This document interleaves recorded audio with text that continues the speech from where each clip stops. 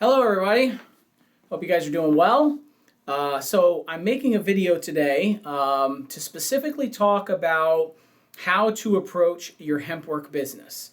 I've seen a lot of folks that have been asking questions that are centric to, how should I approach this? How do I build my business? What are some effective methods that I should use? And so I thought it'd be a great idea to go ahead and make a video and talk a little bit about how to approach your Hempworx business.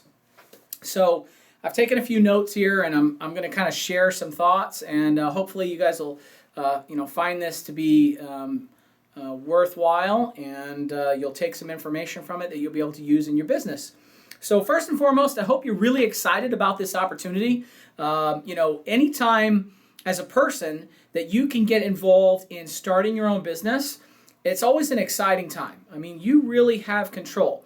But the first thing that you have to realize and understand is that this is a business. This is not a get rich quick scheme. This is not you're going to just make $1 million overnight. The great news is if you're getting involved in Hempworx right now, you're getting in early.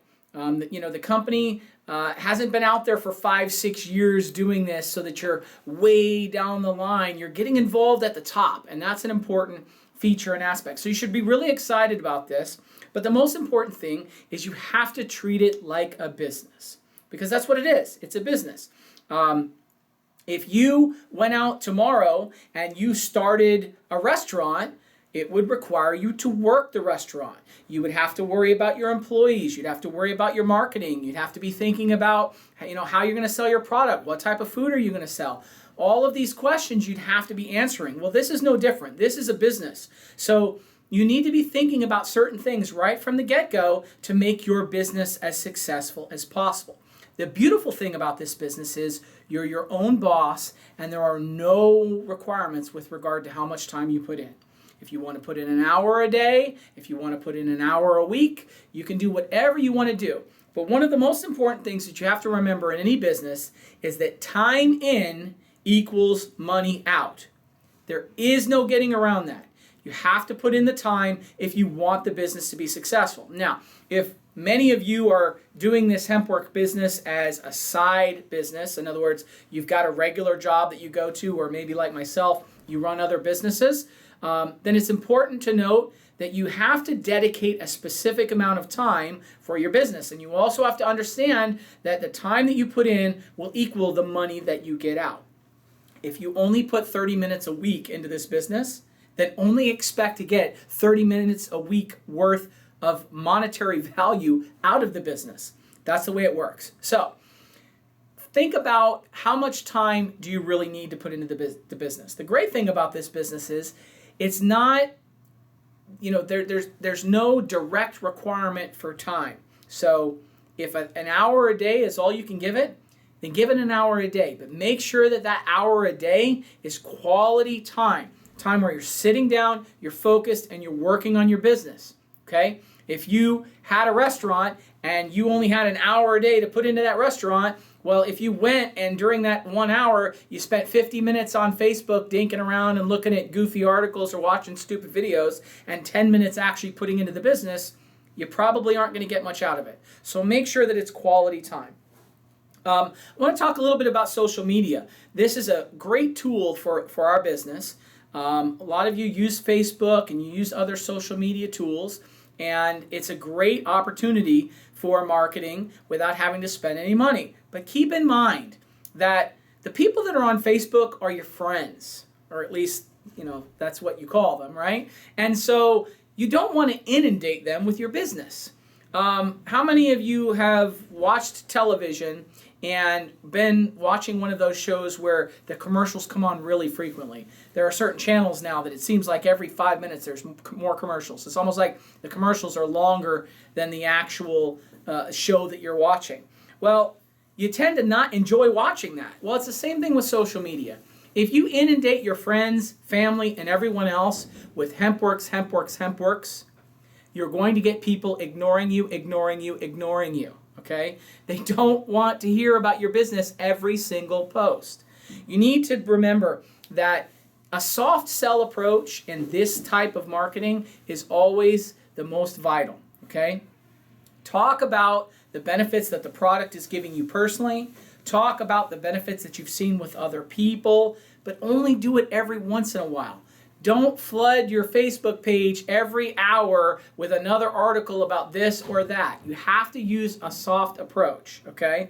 This is really important. I see a lot of people get into MLM businesses and everything they post is the MLM business. Don't do that. You're going to turn people off and people aren't going to want to hear it, and then you're going to lose prospective customers and prospective affiliates. So you don't want to do that. All right, sorry guys, I got a little, I had to pause the video there for a second, had a phone call come in. I was talking about focusing on retail first. This is very important for this type of business. A lot of people, get really excited about the business opportunity, and so they want to get other people into the business opportunity, but it can really be a double-edged sword and can actually harm your business more than help it. I would recommend that you try to build retail customers first. Unless you specifically have someone that is really interested in the business side of the in the business opportunity, then of course you can speak to them about that. But everyone else, you should really be talking about the product. People love to get involved in something that they're passionate about. So make sure that you're bringing them into the retail side first. Introduce them to the product. Let them try the product. Let them have a personal experience with the product, because that is your best tool to get them as an affiliate. Because when they really love the product, then they start to go, well, you know what? I could actually sell this and make some extra money on the side. Okay, I'm interested. So get them in as a retail customer first. Don't try to get them in as a person to take advantage of the biz op, again, unless you know specifically that they're looking for an opportunity to make some extra money from home. The other thing I wanted to mention is you should be building a tickler file for articles and testimonials and other visual aids that you find throughout your time in your business that you can use. So, create a file, maybe a Word file or something on your computer, and take the links from different articles that you might see or testimonials, maybe screenshot the testimonial, save it as an image, and save all of those in a file somewhere. The reason why you want to do that is because, well, what happens when someone on your timeline starts talking about issues that they have with their rheumatoid arthritis? Well, you're going to go to your tickler file, you're going to pull out the link or the image or whatever it is that you've saved on that and be able to share it with them, rather than just necessarily telling them about the product. And then you can include a link to where to purchase, which obviously is your website. And now you've found a very soft approach to their issue. So you always want to make sure you have that tickler file set aside, be saving everything that you can. Also, pictures. If you're taking pictures, snapshots of testimonials or anything of the like, go into a program. You don't need to have Photoshop or anything else. Just go into Microsoft Paint and drop in the bottom corner somewhere or somewhere on that image, put your website into the image so that if people share it or see it, they go to your website. Of course, with social media, if you're sharing it on Facebook, you can also include your link, but it's important to make sure that that is in the image as well.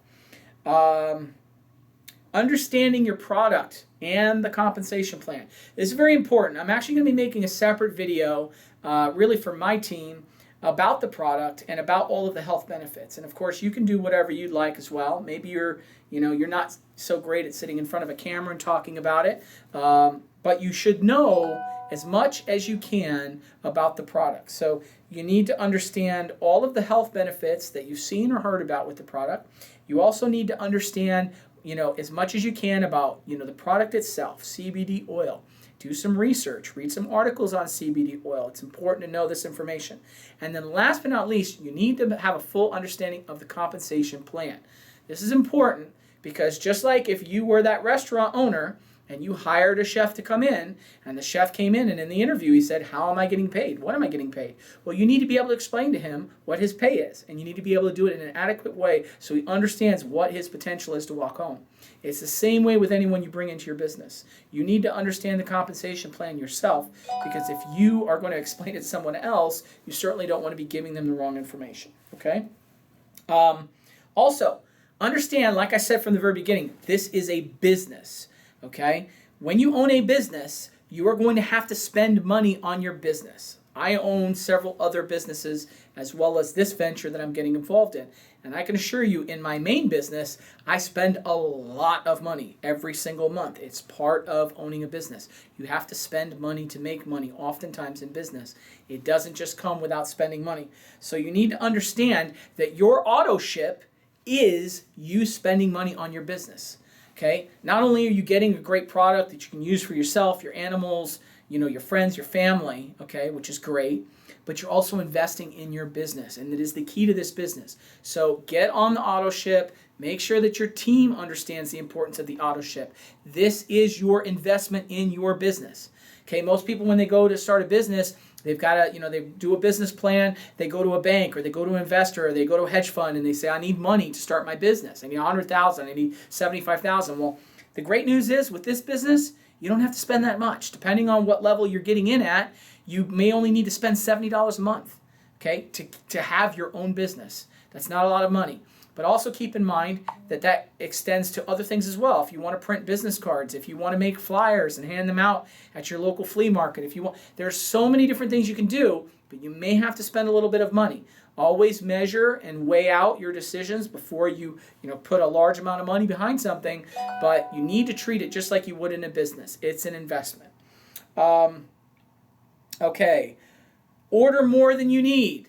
This is an important point that I'm going to tell all of my team to do if you can do it. Obviously, financial constraints are different from everyone. If you can't order more than what you need right now, that's okay. But if you have the ability to order an extra bottle or two, do it, okay? Get on that executive level auto ship, which is the $200 a month. You might be thinking to yourself, oh my gosh, I can't afford that. Well, let me explain to you why. At the director level, the $200 gets you 4 bottles if you're just getting the oil itself. Obviously, you could get the creams and the other things if that's the product that you like, or if you just like the oil itself, you can get 4 bottles of the oil. Now, it's important to understand that when you buy it at that price, you're getting it at $50 a bottle.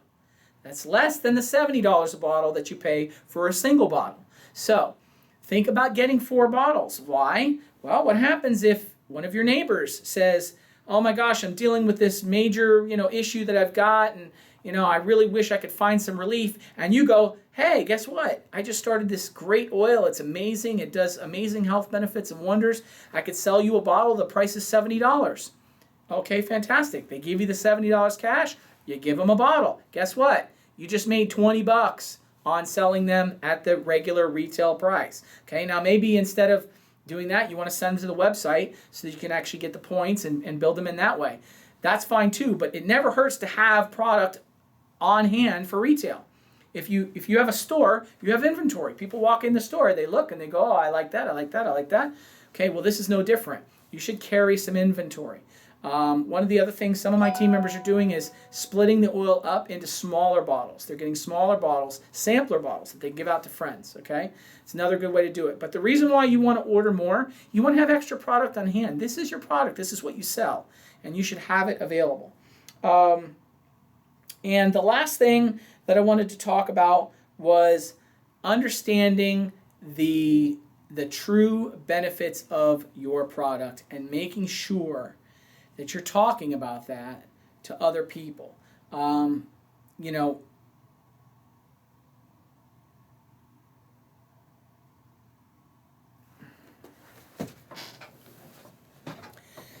And so the last thing I wanted to really just touch on before I let you guys move on is understanding that this, again, is a business. You have to work it like a business if you want to be successful.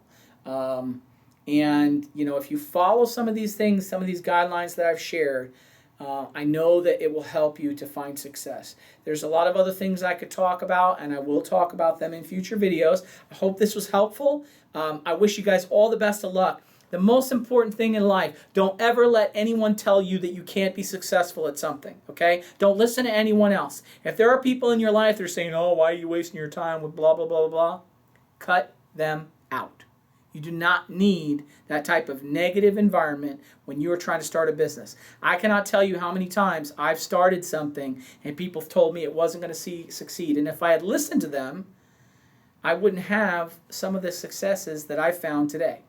Don't listen to other people when it comes to their short-sighted arguments. If they don't know you in depth, if they don't know the business in depth, if they haven't watched you struggle for 6 months in the business, then they don't know anything. So don't listen to them.